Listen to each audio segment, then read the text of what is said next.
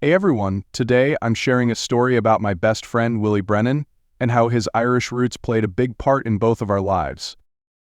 Willie's parents were from Connemara, a stunning region in Ireland where his dad was a fisherman. So when Willie was 2, his parents decided to join his uncle in the US, settling in Louisiana. They lived in a trailer for their first 3 years while his dad worked on a shrimping boat with his uncle. So by the time Willie was 9, his dad had bought 2 shrimp boats and they moved into a nice house. Guess what? It was only 3 houses down from mine. We became instant best friends and spent all of high school and college together. After graduation, I went into the army and Willie headed back to Connemara to visit his family. He and his family, his mom, dad, and 3 sisters, went back to Ireland often over the years. Willie eventually even spent a year there with his grandmother. My first real duty after getting my commission was bulk, which stands for Basic Officer Leadership Course. It's basically boot camp for officers. It was way tougher than what my ROTC instructors threw at us, but overall, not too bad.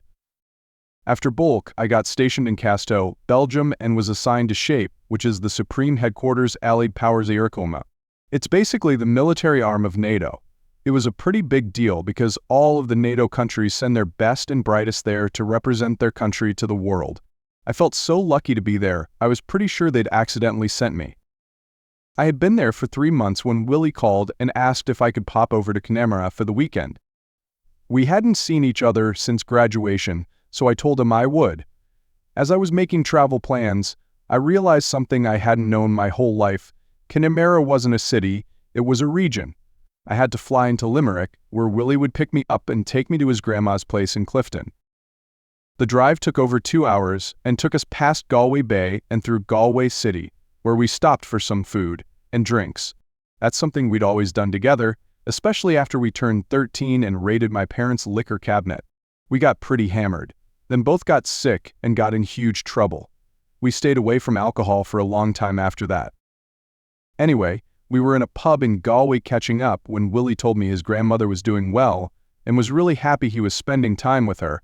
She was trying to convince him to stay and even introduced him to a few local girls. Willie's always been proud of his Irish heritage, but seeing him there, surrounded by his family and culture, it felt like he'd finally come home. His grandmother was amazing. Even at her age, I could imagine her being a knockout in her younger years. Some people just seem to get old badly, but others age gracefully. Katie Brennan was definitely one of those people. She was like a second mom to Willie. And she was super active in the community, especially when it came to matchmaking. So there's this town a few hours from Clifton called Leesden Varna that hosts the biggest matchmaking festival in the whole country. Katie started a smaller one in Clifton and her goal was to make it bigger than Leesden Varna. The first thing she said to me was, "So, you're the one who's been trying to steal my Willie away." I have no idea what he'd told her, but I liked her immediately. Those 2 days were really fun. I met the girl Katie was hoping Willie would marry, a girl named Sophie. They were both pretty upfront about what Katie wanted, but Willie wasn't planning on staying in Ireland and Sophie wasn't planning on leaving. But they were head over heels for each other. Sophie was born and raised in Clifton, so she knew everyone. She invited a bunch of people to meet me at her and Willie's favorite pub. I wanted to say Irish girls are very affectionate, but that's not really true. I mean, I didn't really try to be. Americans don't always have the best reputation in some places. Just like in Belgium, I tried my best to be on my best behavior. It was one of the first things I learned at bulk. We were hammered home that wherever we were stationed, we were guests of that country and had to follow their laws. We also had to be careful not to embarrass ourselves or the US in general. So I tried to be a good guest. At some point on the first night, I tried to buy a round of drinks for our small group, but was quickly told I was their guest. I grew up understanding, Willie said, that Irish people are generous and kind. Until you cross them, then they'll destroy you until they decide to forgive you. One of Sophie's friends, Maeve, and I really hit it off that night and the next day. She was your typical Irish girl, long, thick, red hair, a freckled complexion, and a personality and sense of humor that made you laugh and guess what she was thinking at the same time. When I left to go back to SHAPE, she came to Katie's house to say goodbye. She took my phone, added her address and number to my contacts, and I did the same with hers. Then she kissed me on the cheek and left.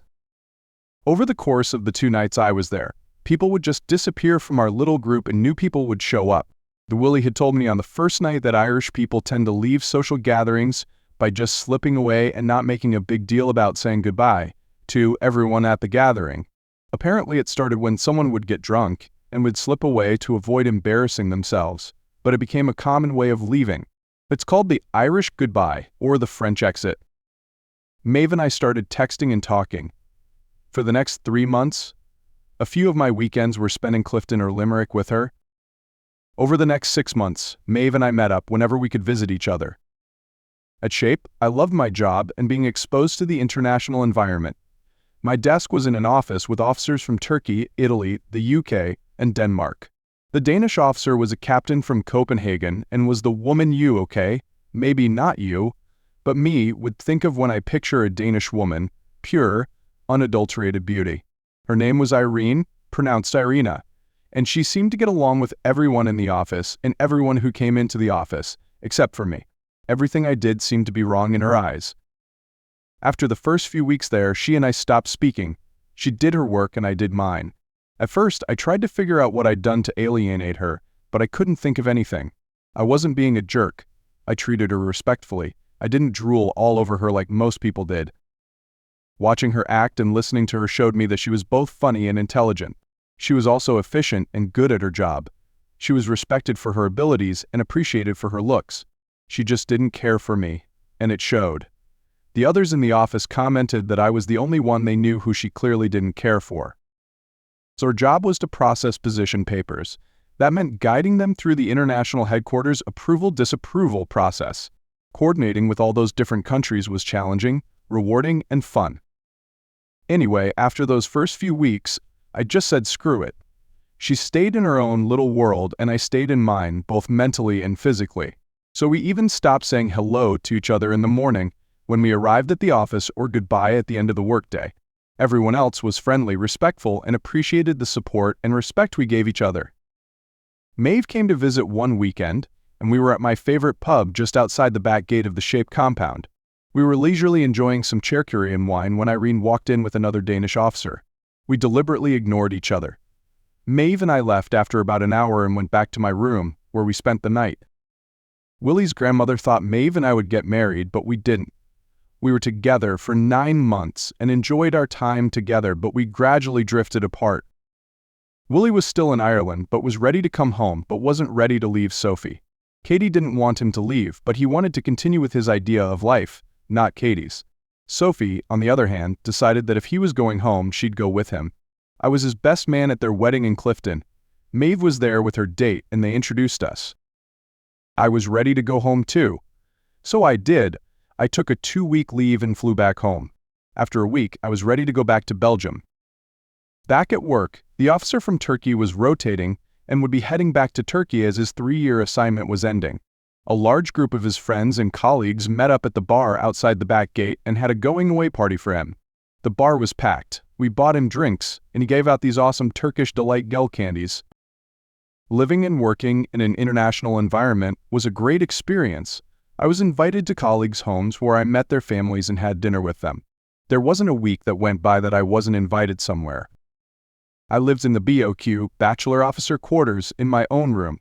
Irene also lived there, but on the other end of the building and 2 floors down, so I rarely saw her there. There was a communal kitchen that we used, but I ate most of my meals at the Officers Club or the cafeteria in the headquarters building. The BOQ kitchen always had a different smell coming from it. Most of the time it was pleasant, some of the time it was not, and some of the time it was truly disgusting. The main store in the small shopping center on the base was a grocery store called Bon Marché, which loosely translates to good market or good deal. It was a great place to shop and had a lot of variety. Food and products from all of the NATO countries were available there. Back to the Turkish colleagues' going-away party, I had an early meeting the next morning, so I decided to use the Irish goodbye and leave early. The meeting the next day started early and went almost to lunchtime. I got back to the office just in time to lock the meeting notes in the safe and head to the cafeteria for lunch. I had just finished lunch when Irene walked by with another female officer whom I didn't know. What surprised me was that she stopped. "Your predecessor never left a party early," she said sarcastically. Out of habit, I stood up to address her. Perhaps my predecessor didn't have an early meeting the next day. and perhaps he was better prepared for his meetings. I looked at her, smiled, and said in the most pleasant way I could, "Have a good lunch, Captain Bungard." And then I sat down. I never watched them walk away, although I had seen her walk away many times and always appreciated the view regardless of my personal feelings for her. My personal feelings for her? What exactly were they? I didn't hate her. I didn't even dislike her, but on the other hand, she didn't give me a chance to like her, so I didn't know how I felt. I was probably still the lowest-ranking officer from any country at SHAPE. I didn't think much about it and sometimes smiled because I still believed that I was accidentally sent there and some poor sap in Washington at personnel was in a whole lot of trouble for sending me there. So by the time my first year was nearing its end, besides Maeve, I had dated women from Italy, the UK, Greece, Portugal, and the United States. I started getting looks and comments from some of the other BOQ residents about my many dates and the variety of women I was dating. Even the 3 Italian officers who lived there and were considered Casanovas called me a farful one, which I heard meant a playboy or a philanderer. I considered that high praise coming from them. Living in an international community had a lot of positives. The BOQ was where all of the single officers, both men and women, congregated. We had officers from 9 countries living there. It was a pretty special place. So the entire community seemed to adopt some of each other's holidays. American-style Halloween was a big hit with the children, and my friends who had families living in the on-base housing really enjoyed seeing children from all over the world, dressed up in costumes with really unique designs and ideas ringing their doorbells for candy. The entire community also celebrated the German Oktoberfest. It was one of the most common and fun holidays. Thanksgiving, not so much. The international community couldn't quite grasp the reasoning for that particular holiday. Christmas, though, was Christmas all over the world. I thought about going home for the holidays, but decided spending a weekend with a German naval officer who also lived in the BOQ was a better option. She and I went to Nuremberg to attend the Christkindlesmarkt. It's a Christmas market in the center square of the old city of Nuremberg. So the stalls, the lights, the food, the adventure, all coalesced into a great time. So the British know how to throw a grand ceremony with lots of pageantry and formal events, but the Germans know how to party. We had a great weekend in Nuremberg just before Christmas. I didn't want to deal with the hassle of the fee over the holidays, so I decided to stay at SHAPE, which was basically shut down for several days before Christmas. However, every office had to have someone there every day except for Christmas Day. So our section chief drew up a schedule. He put the days of the week in one hat and our names in another. First, he randomly drew a day, then he randomly drew a name. He drew Tuesday and my name. She drew Thursday and Irene's name. Friday was Christmas. One officer who was from the UK was never drawn, so he got the whole week off. That week we only had to work on the day our name was drawn. I overheard Irene telling others that she wanted to go home, but if she had to work on Thursday, it wouldn't be practical. Damn. I didn't want to trade with her, because I didn't want her to think she owed me. Not that she would owe me.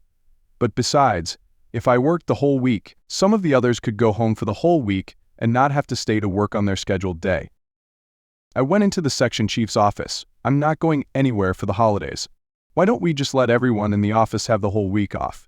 It's going to be so empty here and I think I can handle anything that comes up. You sure? Yeah, sir. Just one caveat. What's that? Don't tell anyone I volunteered for this. Just tell them it's covered. You sure? He asked a second time. Yes, sir. That day was Friday. Right before the end of the workday, he came out and announced, "There's been a change. I've looked over the schedule for next week. Most of the major players are gone and there aren't any pressing deadlines, so everyone take the whole week off and enjoy time with your families. It's a Merry Christmas." There were cheers, and from somewhere a bottle of champagne and glasses appeared. We all had a little toast, wished each other all kinds of nonsense we wish each other, and got ready to leave. Irene hugged everyone else and even wished me Merry Christmas. I returned the wish and they all left. The boss came out. "It's too early to regret it," he said, "and everyone is gone so you can't change your minds." I smiled. "I won't regret it, sir. I'll enjoy the peace and quiet." He put his hat on my desk and sat down in the corner. "What's going on between you and Bungard?" "What do you mean?" "You know what I mean. She's the nicest, most agreeable person in the world unless you're near her. Then she changes. Not that she becomes nasty, but she seems tense. Why? So shrugged. I don't know. We haven't spoken a dozen words the whole time I've been here. Oh, something is going on. Between you and me, right after you got here, she asked the coordinator to have her transferred back to Denmark. So they stalled her as long as they could, but they found a replacement. She's leaving mid-January. Like I said, I don't know anything. Okay, she's good at what she does. I hate to lose her. It was Tuesday the following week. I was alone in the office. A Danish officer came in and smiled. I guess today's your day to work. I stood at attention. Yes, sir. Captain Bundgaard, what day is she working? She's not, sir. She's got the whole week off. The whole week? Yes, sir. Everyone's got the whole week off? Yes, sir. When's your time off? Friday, sir, which was Christmas. He started to leave and I started to sit, but he turned back and looked at me. I stood up. He looked me up and down and then left. It was just past lunchtime on Thursday. I was going through the stack of action briefs on my desk, triple-checking to make sure I wasn't missing anything, when someone came into the office. I looked up and saw a 4-star German admiral walking towards my desk. "Merry Christmas, Lieutenant," he said and extended his hand to shake mine as I jumped out of my skin. "Why don't you close up shop and go home?" "That's a great idea, sir. If it's all right with you, I'll do that." "Great, do it," and he disappeared. I followed him out and watched him walk down the hall and into every office, seemingly wishing everyone he saw Merry Christmas. There are 3 4-star flag officers assigned to SHAPE. Sir, Supreme Allied Commander, Europe, is American. Sir, Deputy Supreme Allied Commander, Europe, is British, and the Squirdas Chief of Staff is the German Admiral. I had met all of them and had briefed all of them, so I recognized the SCOS. They were all big shots in their respective countries and considered some of the best in the world. Christmas was on Friday and I spent it in the BOQ with the others who had decided to stay. The weekend was quiet until Sunday evening when people started to return. I had to constantly remind myself how different Europe was from the US. You could drive from Belgium, where I was, to Rome, Italy, in 15 hours. That's driving through parts of Germany, France, and Switzerland before getting to Italy. Holy cow, it took about 13 hours just to drive across the state of Texas on Interstate 10. A lot of the people who worked at SHAPE could get back home to their countries pretty frequently. On Monday morning, everyone was happy and excited to be back at work. That's because what we did was really interesting. Most of the morning was spent with everyone telling about their holidays. When it came to me, I didn't have much to say. I called my mother and my best friend. I know his wife is expecting a child. That was about all I had. "Didn't you go with Kristen?" Tommy, the British captain, asked. Kristen was the German naval officer I had been dating for a while and had gone to Nuremberg with. As he asked me, I saw Irene turn her back to us.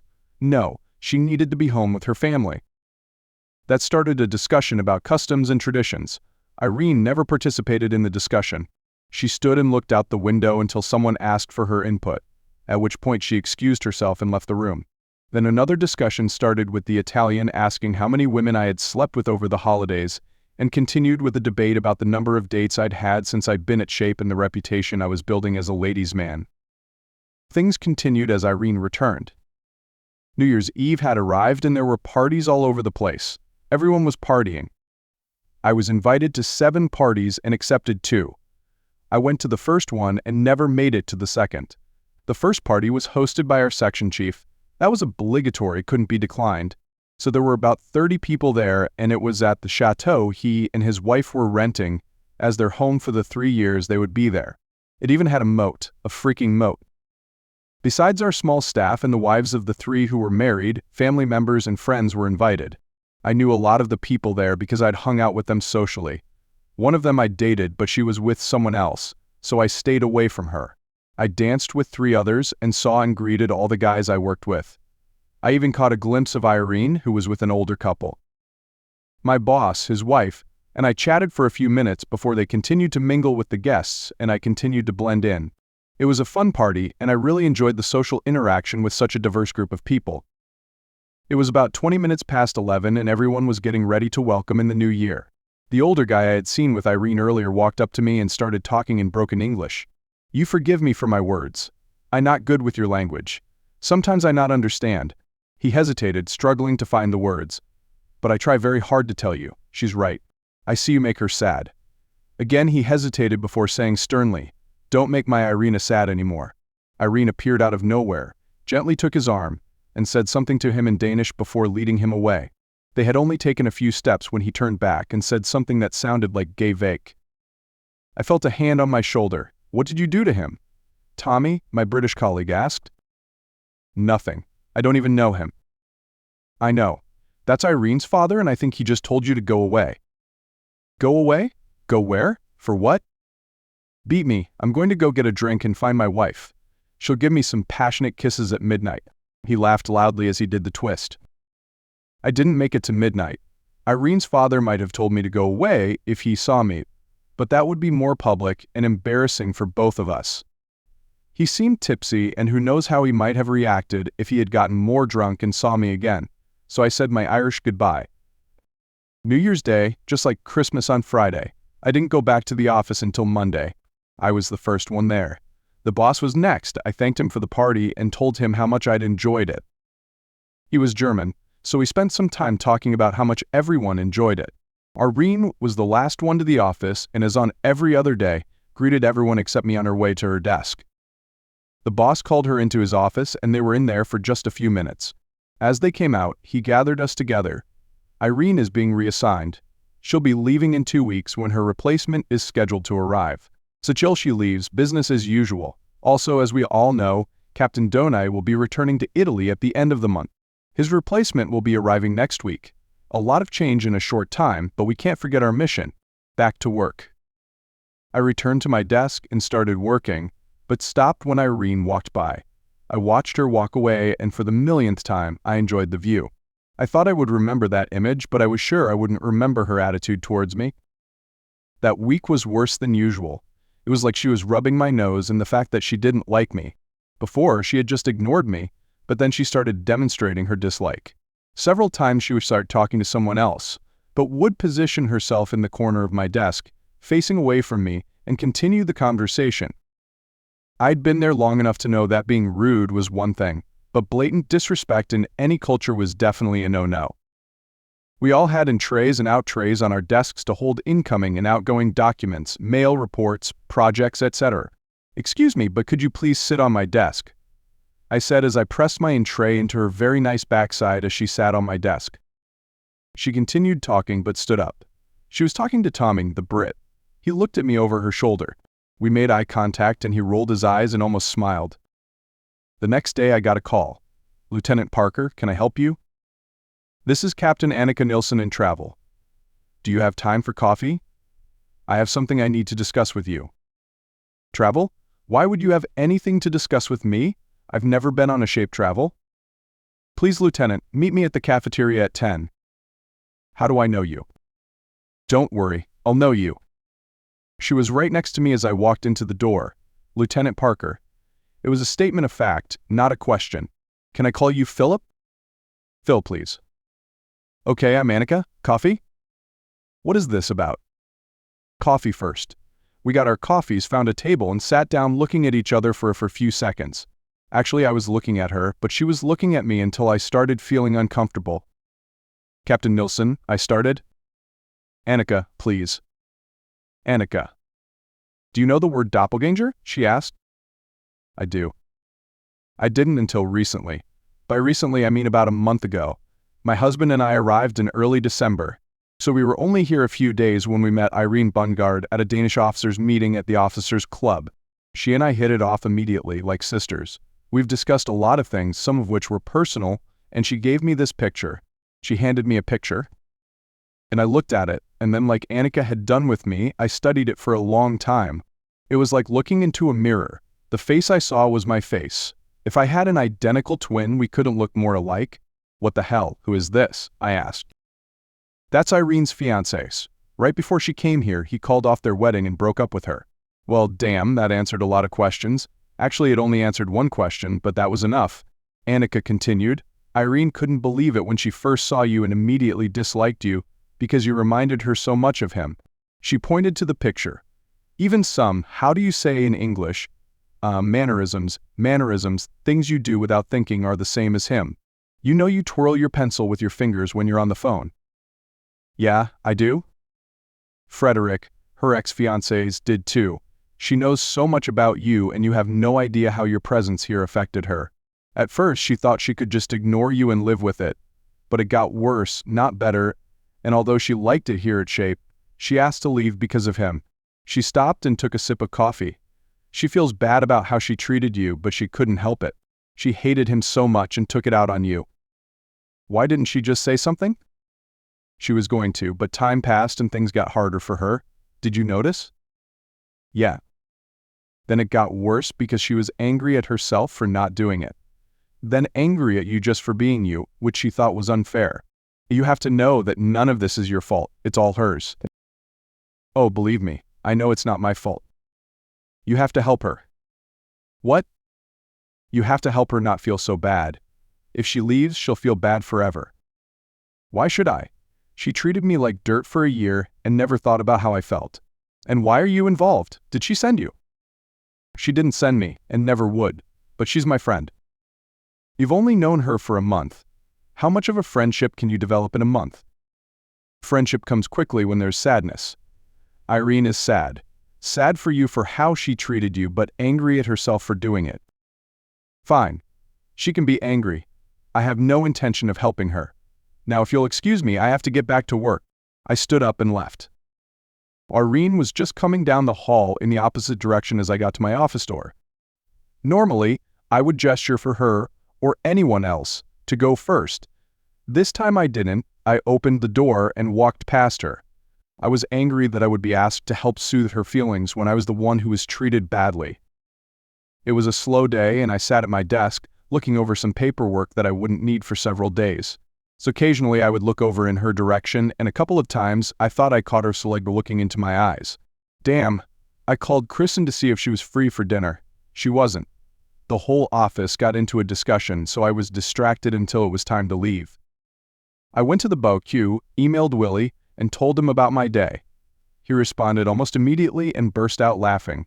Of course, he knew about Irene and just teased me about my obsession with her. I told him to kiss my ass. Dinner was usually eaten later in Europe than we do in the US, but I had gotten used to it, so it was almost 8 p.m. when I sat down to order at the officers' club that night. I had just been given the menu when she came to my table. Do you mind if I join you? She asked. I didn't hesitate. Yes, I do mind. I don't want to eat with someone who treated me like I don't exist. Why don't you go and let someone else enjoy your lousy attitude?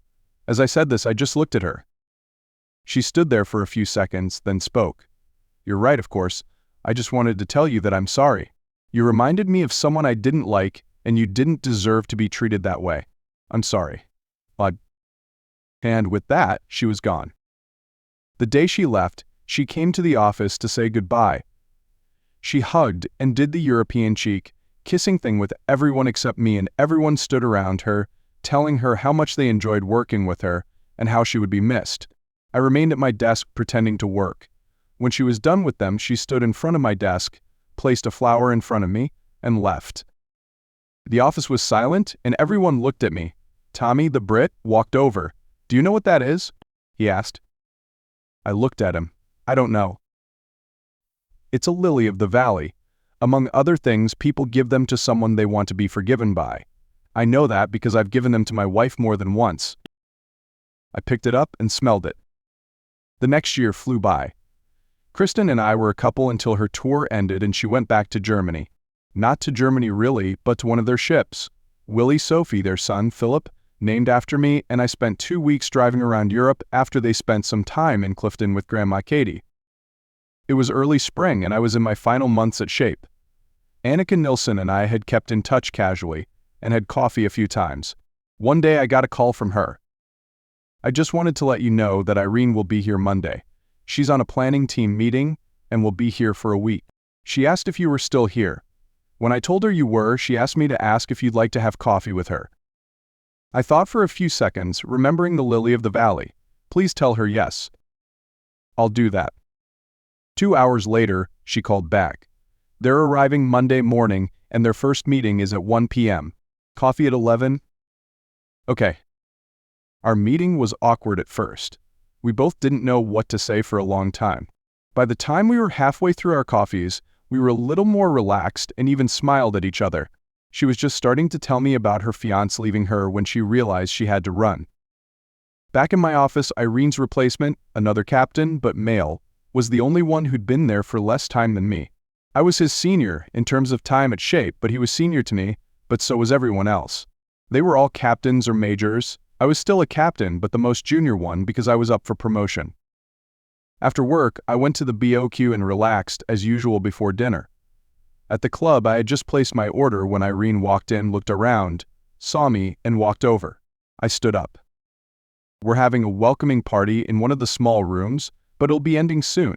Would you like to have a drink afterwards?" she asked. "Yes, I will." That night, I heard her tell the same story that I had heard Annika Nilsson tell about the fiancé. "I was so angry and upset, and I treated you badly. I can never apologize enough," she said. "My behavior was unacceptable and I embarrassed myself. During the week she was there, we spent all of her free time together. Everything was pleasant, except the last night before she went back to Denmark. Philip, this week has been fun and I still regret the time I wasted when I was stationed here. But you need to know this." "Okay, what's that?" "I know you have to wonder if I thought about my ex-fiancés when I was with you.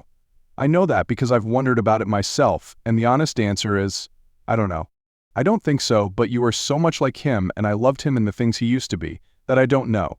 You and he could be twins in many ways." The truth was, I had thought about it. I definitely didn't want to be a replacement for him, but I thought I would never know for sure. A nagging doubt could always be there. Anyway, it was a moot point, because chances were that week would be the last I would see her because I would be going back to the US in a few months. As we said goodbye, I got the traditional cheek kiss and a warm, sincere goodbye. I had completed my 3-year tour and was returning to the United States. I took a 30-day leave before reporting for duty at the Pentagon, where I would be an action officer, the same job I'd had in Belgium. So once again, I found myself the lowest-ranking person in the office, and once again, I thought it was a mistake. My boss even called down to personnel to see if they had made a mistake and was told that no, they hadn't. He looked at me. "Lieutenant Parker, it seems someone has selected you for the fast track. First Shape and now here. I suggest you keep your nose clean, work hard, and start working on that master's degree as soon as possible. It seems like you may go far. All you need after that is some command time." I moved around a lot, from the office to another BOQ and back. Then I decided to rent a house. I rented and bought furniture and everything I needed to furnish it. It was a relief to be able to spread out after years of living in a BOQ room. The work was long hours. I got most weekends off and I relaxed. I was there for 3 months before I realized that I needed to get laid. The Officers Club became my go-to spot, but the pickings were pretty slim. I managed to hook up with another officer and we became friends with benefits, but nothing more. She was 2 ranks above me and 5 years older, but it didn't matter. We dedicated our Saturday nights to sex. That went pretty well for almost a year. Then I got a phone call. It was my German naval officer friend. She was assigned to their tall ship training vessel, and it was going to be meeting our tall ship training vessel in Shem. She asked if I could make time to see her. I did. We met up, said hello, had dinner, and slept together. We stayed as long as we could during their 3-day visit.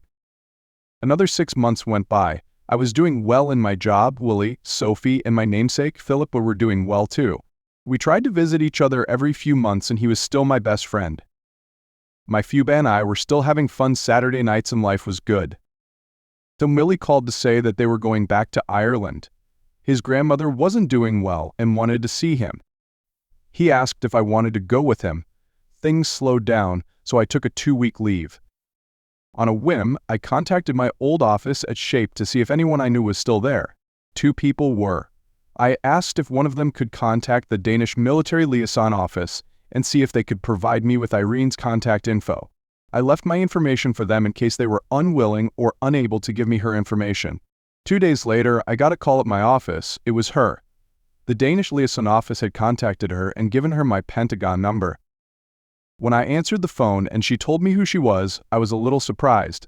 "I don't know if you remember me," I said. She laughed. "Of course I remember you. I asked the liaison office at Shape for your number many times, but they wouldn't give it to me. So we caught up on what we were doing with our lives, but there were no boyfriends or girlfriends mentioned.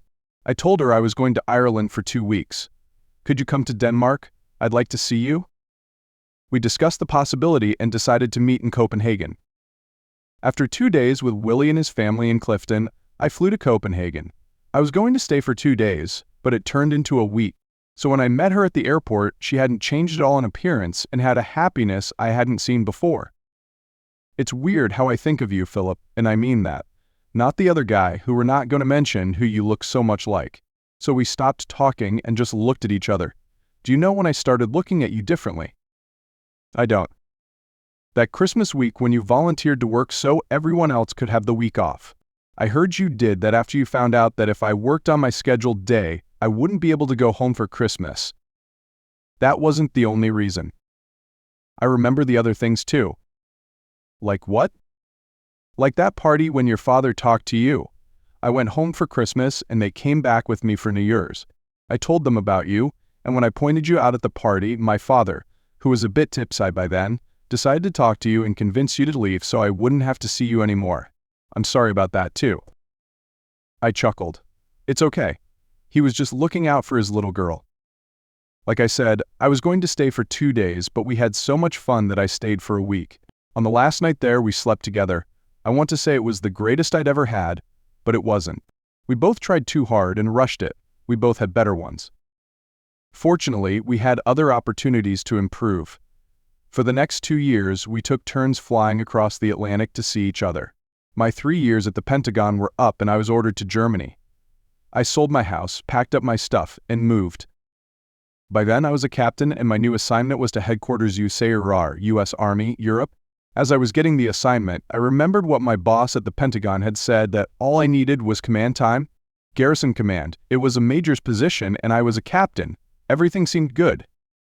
The job was great, Irene was back at shape, and we spent most of our weekends together. Things were getting serious between us, and I enjoyed the trips to shape even though I was driving 5 hours or taking the train for 4. After almost a year of that, she talked herself into a job at the Danish military liaison office at Headquarters, AICHI, and we rented an apartment together. We were discussing marriage when my branch office called me and said that, because my 3 years in Heidelberg were nearing their end, I needed to go to Afghanistan. So Irene and I had sex, kissed goodbye, cried a little, and I left. A month later, I was back in Germany in the military hospital, but I didn't know because I was in a coma. When I woke up, Irene was sitting by my bed, holding my hand. She caught me up on how I got there. 6 of us were in a vehicle when we were hit. 4 of the 6 were killed almost instantly. The driver and I survived, but by a hair. They had discussed amputating my left leg below the knee, but clearly not prepared for the condemnation in all 4 languages Irene could speak convinced them to wait and let me make that decision. After being given the options, I chose to keep my leg, even though it would be a long, disfigured scar, and I would be walking with a limp for the rest of my life. Irene smiled as I told the team of doctors. She took my hand and declared, "He can still dance with a limp, but he can't dance with one leg." I didn't know where that came from because we had only danced together a dozen times. I looked at her. She leaned down and said, "I have plans for us to dance for a long time." Then she kissed me. I stayed in the rehab facility for another month. Irene was there for every physical therapy session, encouraging me and helping me when I needed it. I was scheduled to return to continental United States for continued hospitalization, rehabilitation, and evaluation to determine if my injuries would keep me from remaining in the Army. It took a long time, but I convinced them to let me stay in Germany for rehabilitation and evaluation. It took 3 months, and after I passed the Army's annual physical fitness test, the board finally approved me to continue my active duty service. I was given another staff assignment at Headquarters AICHI. 2 months later, Willie was my best man when Irene and I got married in Copenhagen. In his broken English, her father told me that he was glad I didn't give egg. We spent 2 years in Germany. We wanted more, but she was required to return to Denmark for 2 years. There weren't any jobs for me there, so I returned to the U.S. We were apart for 3 months and I flew to Copenhagen to spend a few days with her. I hate surprises, but I thought I would surprise her. Bad idea. I knocked on her apartment door and a man answered. I knew enough Danish to know that "ah gud" meant "oh my god." So we stood there looking at each other for a full 30 seconds, neither of us knowing what to say. Finally, I asked, "Have where Irene?" When I asked him where Irene was, I tried to move around him into the apartment, but he blocked me. "Hunter, I kick her. She's not here." "Vaver, hun, where is she?" I pushed my way into the room and looked around. He stood in front of me, still trying to block me. While he spoke in a mixture of Danish and English, neither of which I heard because I wanted to get to Irene and talk to her. The bedroom door was open, and I moved toward it. He got in front of me, closed the door, and stood there. I knew it was the bedroom door because I'd been there when she moved in. We heard a noise from the room. He looked over his shoulder as if trying to see through the closed bedroom door. As he did, I shoved him aside, opened the door, and stepped inside just in time to see the bathroom door close and hear the click of the metal lock. I knocked on the door. "Irene, Irene, come out." No response. "Irene, you have 10 seconds to come out and talk to me." I started counting. The man was still talking, which I ignored. When I got to 10, she still hadn't answered, so I turned and went toward the front door. I picked up the small handbag I had brought with me and dropped it as the door opened and I saw the man. An hour later, I was at the airport. The airplane I had flown in on had been cleaned and serviced and was getting ready to board and fly out. I had been in Copenhagen for less than 3 hours. The only seat left was in first class, but I didn't care. I gave the ticket agent my credit card, got my boarding pass, checked in, which he didn't really look at me or my passport, stamped it, and I was on my way to the gate. 15 minutes later, I boarded the plane and my phone rang. It was Irene. I ignored it. I got into my apartment, went straight to the bedroom, and fell face down onto the bed. I had crossed the Atlantic twice and found out my wife was cheating since the last time I'd slept, so I fell fast asleep. I woke up, still dressed including my shoes. I got undressed, took a dump, shaved and showered, things I hadn't done since before I left on my short trip to Denmark. My phone had dozens of messages from Irene. I deleted them all without reading them. 3 months before, when I returned to the US, I was assigned back to the Pentagon and the same job I'd had while I was there. Besides my one command tour in Germany, being an action officer seemed to be my niche in the Army. I had been working part-time on a master's degree and only had 1 more year to go before I got my degree. I showed up at the office the next morning after my trip back from Denmark, surprising my colleagues. I knew I would get the 3rd degree from everyone, so I gave a general announcement and recounted what had happened. I got condolences from everyone and then we all got back to work. I dived into my work to try to make up for ... I don't know what, but I needed a distraction. 2 days later, I walked out of the elevator in my building, headed to my apartment, and was met with an assault of Danish. Loosely translated, I was called ungrateful, heartless, a son of a bitch who couldn't trust his wife enough to give her a chance to explain what happened, and that only a worthless, good-for-nothing dogfucker would be so low. That was the only part one understood, because she was also cursing me in other languages she spoke, which I couldn't understand because I don't speak those languages, as were dozens of other people sticking their heads out of their apartment doors, curiously watching what was going on in the hallway. When she lowered her voice, she threw her passport at me. It hit me and fell to the floor. "Now you son of a bitch," she said in English, "look at this." I picked it up. She came to me, snatched it from my hand, flipped it open, and went through it until she found the page she wanted, then pushed it toward me and pointed to a stamp. See, as any traveler knows, whenever you enter a country and go through immigration, they will stamp your passport with the date you entered. They also stamp it when you leave. What I saw was a stamp that showed she had entered the UK 3 days before I arrived in Copenhagen. She made sure I saw it, then snatched it from my hand, found another page, pushed it toward me, and pointed to another stamp. Now, what do you see? It was a stamp showing she had left the UK just 1 day earlier, where she took it again, found the most recent page, and pushed it back toward me. It showed she had entered the United States that day. "Well, Ren Migdit Revol, son of a bitch, I'm going home and I never want to see you again." She turned back towards the hallway to my apartment, picked up the suitcase and backpack that were in the hallway next to the door, dashed past me to the elevator. So in the meantime, I tried to tell her to stop and talk to me, but she wouldn't. Even as she waited for the elevator, I actually begged her to talk, but she ignored me. When the elevator arrived and the doors opened, she stepped inside, dropped her bags, and stood in the doorway blocking my entry. I tried to step past the bags, but she pushed me back just as the doors closed. I quickly ran down the 5 flights of stairs, but by the time I got to the bottom, she was gone. Now what? I thought. She had made her point very well. She couldn't have been in her apartment if she was in England, but who was that person and why were they there? I tried calling her several times, leaving messages every time, profusely apologizing and actually begging her to talk to me, but no luck. I called Willie and told him my situation. He told me that he thought European women were different from American women to some degree. While some American women might try to cut your balls off, for the most part, they might just cry and move on when treated badly, misunderstood, or abandoned. They'll hate you and hold a grudge.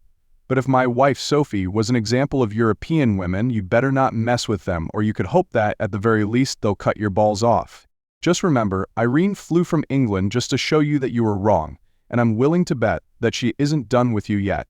My advice is to sit tight for a while and see what happens. If you're lucky, she'll calm down and forgive you. Your biggest mistake was the same one most guys make. You immediately assumed the worst and didn't give her a chance to explain. That's 2 strikes right there, and you may or may not get a third. After all, she doesn't know anything about baseball and the 3-strike rule. I'm thinking about chasing after her. You're asking for trouble. This is still fresh in her mind, and you might make it worse. Let her think for a while. She might not like me waiting. She might prefer me to act immediately. She might, but she also might not.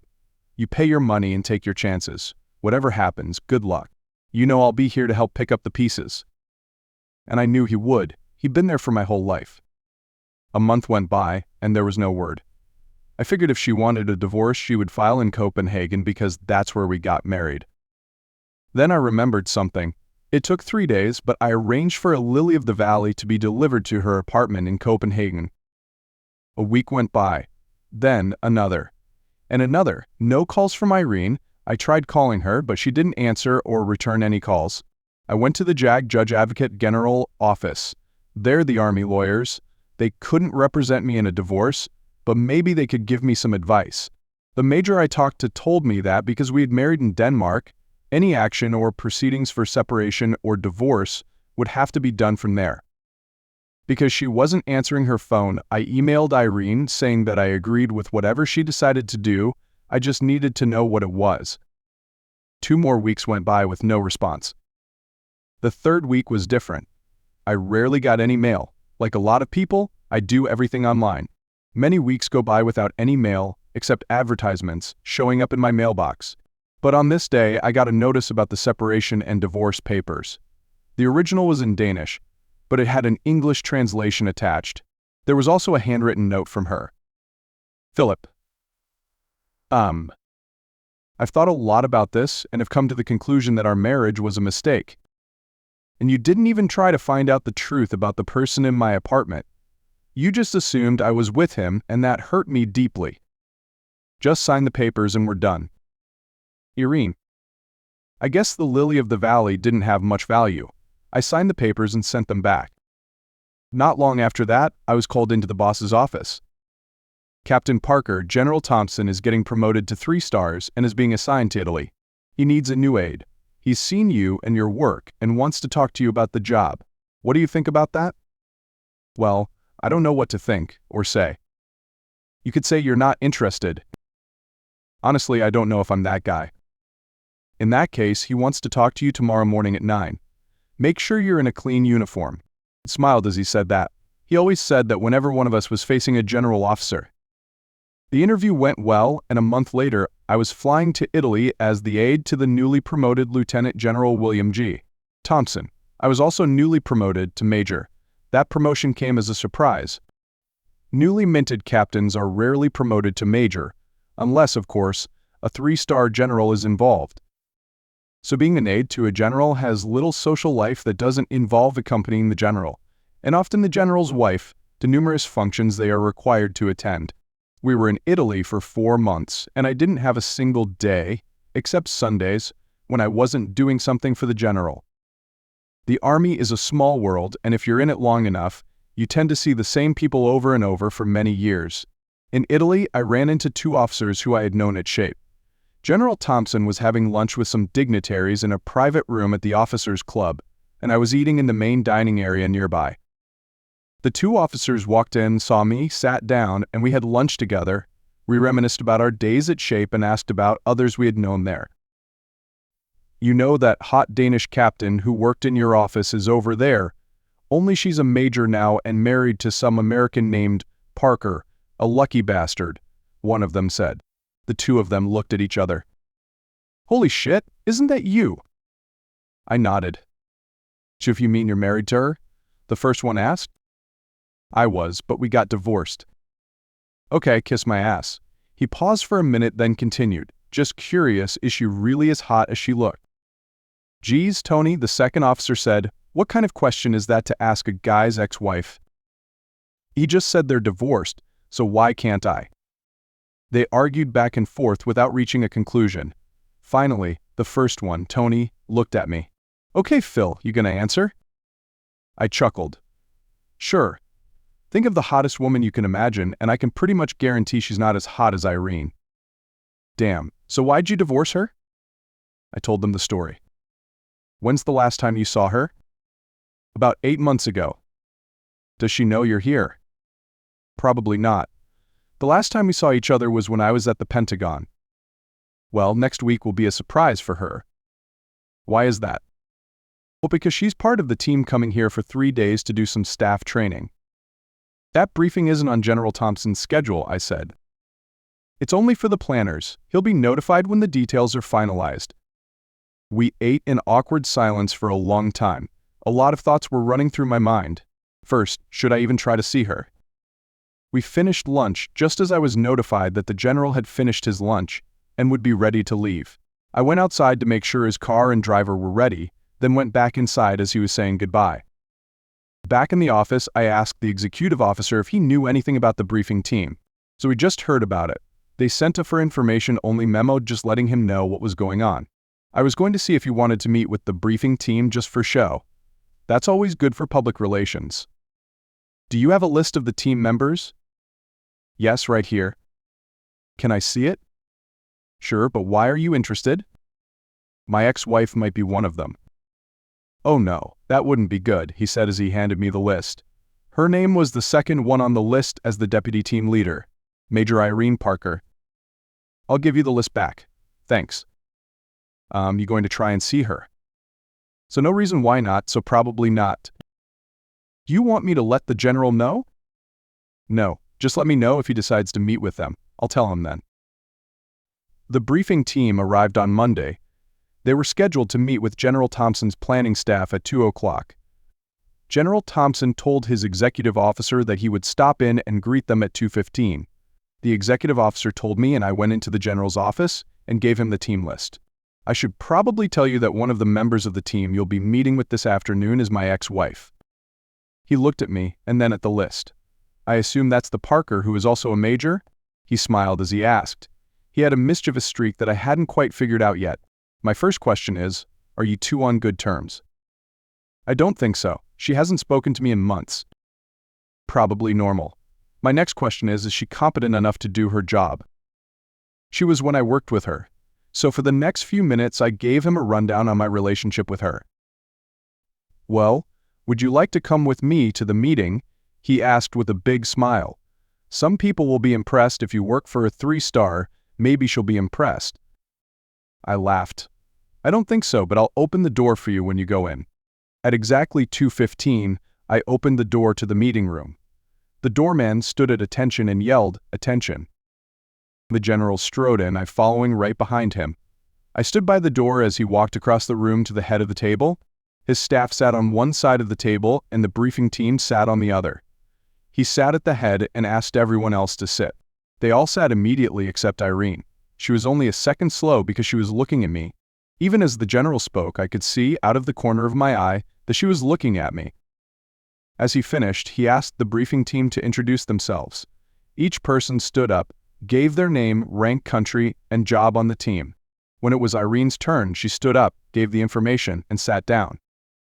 At that point, the general said, "Oh, Major Parker, I understand you are acquainted with my aide, also Major Parker." She stood up. "Yes, sir, we know each other." Then she quickly sat back down. He finished his remarks, wished everyone success, said he looked forward to seeing their report, and stood up to leave. So as he stood, everyone else did too. The doorman opened the door and the general strode out, I following behind. In the hallway, he turned to me. "You definitely could have picked those, Phil. She's pretty hot." "Yes, sir, she is. I just wish I could do over with her." "So, you still have feelings for her?" "Yes, sir, I do." "Well, this could be a good time to sound her out." "I don't know, sir. She was pretty upset the last time we saw each other." My daily routine was to drive to his house in the morning. His driver would meet us there and take us to the office. In the evening, the driver would take us back home, drive to the parking lot, and I would get any instructions I needed to prepare for the next morning. Then I would drive and go home. Everything changed on evenings when he had social obligations, which happened at least 3 evenings a week. I always kept a change of clothes, including formal wear, at the house in case there was a sudden change in plans. That evening, the general and I had a few minutes to chat before I got in the car and went to the officers' club and had dinner. There's always a board in the lobby that lists the evening events. The top item on the board was the reception for the visiting Shape team. I turned to leave. I thought I might have some sausage in the room. The board was right inside the front door, so it only took a few steps to get inside and the same few steps to get back out the door, but I didn't make it. "Phil, So the second I turned, I replayed everything that had happened, and it all came down to me making one very bad assumption. So everything else was a result of that. So the entire fault was mine. I could even understand her not accepting my apology. I wanted to beg for forgiveness. What about her? I didn't know what she wanted to say, if anything. So before either of us could say anything, one of her team members saw her and guided her back to the reception desk. I left and went home. I decided not to eat sausage or anything else for dinner. She and I didn't exchange another word, and she and her team finished their business and headed back to Shape. On Friday after they left, I received a package from her via NATO courier. Inside was an envelope from the same office that had initially sent the separation and divorce papers. It had been sent to my address in Washington. My name was crossed out, and no longer at this address was written on it. It hadn't been opened. Attached to the envelope was a handwritten note from Irene. "Phil, I had my lawyer send this to you, but it was returned. Now I know why. I was so surprised to see you on Monday. I hope you're having fun. Irene." I opened the envelope and found the papers I had signed and sent back, but this time there was another handwritten note from her attached. "Phil, I've changed my mind about the divorce, so I didn't file these. It seems I still love you even if I don't want to. If you feel the same, give me a call. Irene." I didn't have her number anymore, but I got her office number from my Shape contacts. "This is Major Parker," she said when she answered. "So am I. I got your package. And I love you." I could almost feel her smile through the phone. "There's a flight at 5. I can leave if you want." "What time does it land? I'll meet you." When we dropped the general off at his house that evening, I told him about the phone call. "I'm happy for you and hope it works out. Take Friday and Monday off if you need to. Just let me know." I was waiting when she walked into the lobby. I wanted to sweep her into my arms, but wasn't sure if that was too soon. I didn't need to worry. She ran and flew into me. We stood locked together for a long time. Some guy said something in Italian as he walked past. "What did he say?" I asked her. "He said get a room." We both laughed. We held hands in my car and as much as possible on the drive to my place. My car was a standard stick shift, so when my hand was on the gear shift, her hand was on my hand. Not much talking. We were just happy to be near each other. 10 seconds after the door closed, we were in each other's arms again. We broke apart and I asked if she wanted to eat or drink something. We decided on drinks. I poured us each a glass, we clinked glasses, and sat down on my couch. We needed to talk, but where to start? She did. "I was so angry at you." "I know and I understand. I'm so sorry, but seeing him and thinking that you were with him, I flipped out." "Me too. When he called me and told me that you were there, I tried to call you to explain, but you didn't even answer your phone or return my messages. I assumed that you never read them. That made me even angrier. I was on duty and couldn't leave, but as soon as it was over, I flew to the US to see you. The whole flight made me even more upset. Then you weren't home and I couldn't get into your apartment and had to wait for you in the hallway, which made it worse. I cried on the flight with you, and I cried on the flight back. I was still angry and decided I was going to divorce you. I told my sister, who tried to calm me down, but I wouldn't listen. She hesitated for a few seconds, then continued. I calmed down a little when the papers you signed were returned. My lawyer is also my sister, smarter than me. She didn't send them to court. She held on to them. She and I talked many times, and I got calmer every time. I realized I didn't really want a divorce and asked her if she could hold off on doing it until I could talk to you. She told me she never filed them. She was just waiting for me to calm down. I told you she was smarter than me. She paused again and took a sip of her drink. I tried to call you, but my number was blocked, and I got upset again because I assumed you didn't even want to discuss what do you call it? A reconciliation? Then I sent the papers back to you, but they got returned because you weren't there anymore. I didn't know where you were or how to contact you. She stopped. Then I saw you walking in with the general, and I couldn't breathe. Yeah, reconciliation is the right word.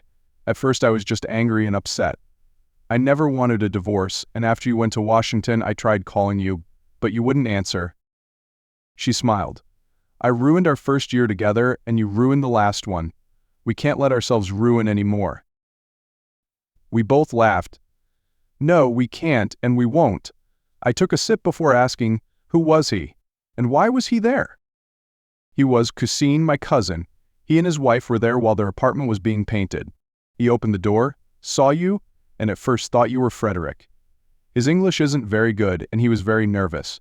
He was at our wedding and had seen you there, and after he realized who you were, he tried to explain, but couldn't because of his English, and you didn't understand him.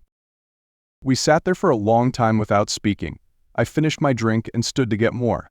She saw me doing it, finished what was left of hers, and handed me her glass. While I was refilling it, she went to her small handbag, pulled something out, came back to the couch, and sat down. So I handed her the glass and sat down next to her. She put her glass on the table without taking a sip and handed me what looked like an old dried flower. When I got it, I cried with happiness. She said, "That's the flower you sent." I've always heard that makeup sex is the best kind you can have, and after that night, I believed it. The weekend was fantastic. I called the general on Sunday afternoon and confirmed that Monday off was still okay. It was, and we added it to the best weekend ever. On Monday afternoon, I drove her to the airport. Working as an aide to a general means long hours and very little time off, but we made the best of the time we had. Trips between Belgium and Italy became frequent and fun. That lasted for 4 months. Then one day, General Thompson called me into his office. Phil, Esther, his wife, and I are going to be gone for 2 weeks. So we're going back to Cleveland to visit her brother. He isn't doing well. We're leaving on Friday. In the meantime, we want you to take leave too. That's too bad about your brother, sir, and I understand she wants to see him. I'll take leave and stay in Belgium. You won't have to do that. I talked to Sacher and told him I wanted Major Irene Parker on my staff, so she's been reassigned. She wanted it to be a surprise, but I hate surprises. She'll be here on Friday. Frankie, Sergeant Frank Brantford, his driver, will take us to the airport so you can stay here and wait for her. I thanked him profusely and left. The executive officer, administrative assistant, and secretary all grinned at me as I walked in. I'd been living in the BOQ, which is where I seem to have spent most of my life, but the two of us couldn't live there, so I went to the housing office to see if there was anything available. Because I was the general's aide, I was entitled to live in a house on the base. The only house left was in what they called Colonel's Row. I wasn't a lieutenant colonel, let alone a colonel, but they moved me there anyway. No one will complain because you're the general's aide, I was told. The house was government furnished, but it was just enough to get by until Irene and I could get our own stuff. It was mid-afternoon on Friday. The general and his wife had left and I was sitting in my office, twirling my thumbs when she walked in. I jumped up, went to her, and kissed her. "I get the feeling you weren't surprised to see me," she said. "Who said that?" "General Thompson, and I'm glad he did. Come on, let's go home." Her car was packed with stuff, so she followed me to our house. She was surprised to see that we had a house. She thought we were going to be crammed into my tiny BOQ room for a while. "It's not fancy, but it's home as long as we're here," I said. "It's beautiful." The next 2 years were great. General Thompson was reassigned back to the Pentagon and asked me if I wanted to go with him. Irene and I talked about it and decided that we wanted to stay in Europe. The general understood completely and once again called Sacher, who arranged for both Irene and me to be reassigned back to shape. As Mel Brooks said, it's good to be the king. In our case, we weren't the king, but we knew him, so it was pretty much the same. We've been back in Belgium for 3 years now, but we can keep extending our tour. Irene has been in the army longer than me, so she will retire before me. When I retire, we'll live in the US, but make frequent trips back to Denmark to see her family. Willie's grandmother is still alive and well, but she has to use a wheelchair. Willie, Sophie, little Philip, and their younger brother Sean have moved to Ireland to make their home. Life is good.